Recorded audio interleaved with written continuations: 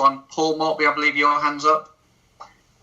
Yeah, there's just a bit of a query. On one of the slides, it says that the parking services is revenue funded from parking income, and that no money comes from council tax.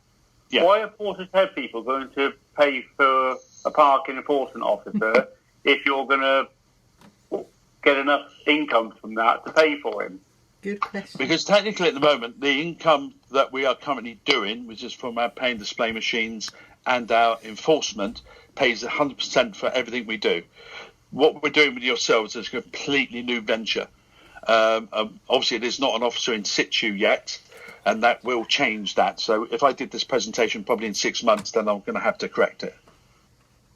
So if he pays for himself, will you refund the money to the council? I'm not my money to refund, unfortunately, but no, at the moment it's not just a simple case. You can't live on parking. They're called fines, but they're not fines, because that's criminal. You can't survive on parking notices alone. If we didn't have any pay and display car parks, my officers, we've been in a negative situation because it just doesn't work. You need the pay and display that bolsters up the service. Okay, that does make sense, actually. One final question. Is it appropriate for your officers to park on double yellow lines whilst they're giving somebody else a ticket? Yes. We're totally allowed to.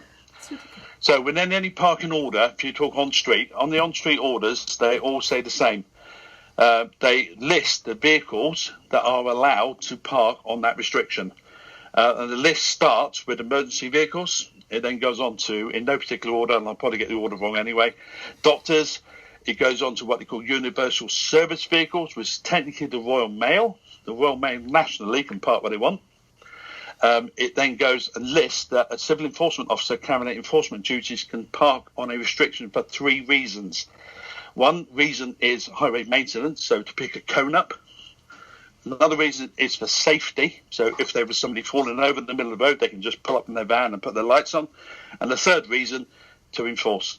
So if they see somebody dropping litter, they can park and stop. If they do something parking, they can park and stop in that restriction. And that's on every single on-street order we have in North Somerset. And it's pretty well the same across the whole country. All local authorities have the same wording. The other thing is my officers can actually technically authorise, and again, this is a national thing, anybody, the saying says a police officer in uniform or a civil enforcement officer can authorise a vehicle to park on a restriction. So technically I can come along and go, yes, you can park on that zigzag, I give you permission, and that's all I need to do. I've got to have a very good reason to say that, and if there's an accident, then I'm partly responsible as well as the driver. But yes, my officers are under strict instructions how to park on a restriction. They can only park on it with a Chapter 8 vehicle. They can only park on it with light showing. And at all times, they've got to do it safely. And if there's non-restricted parking, they've got to use that first. But unfortunately, sometimes they have to park on a restriction because there's nowhere else to stop.